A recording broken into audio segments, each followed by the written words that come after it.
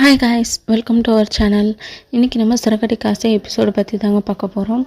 மெயினாக என்ன பண்ணுறாங்கன்னா, மனசில் வச்சுக்க முடியாமல் ஸ்ருதி கிட்ட சொல்லிடுறாங்க, இந்த மாதிரி ரோஹிணி வந்து 2வது தடவை கன்சீவ் ஆயிருக்காங்களாம் அப்படின்ட்டு. அதை ஸ்ருதி என்ன பண்ணுவாங்கன்னா, ரவி கிட்ட சொல்லிடுவாங்க.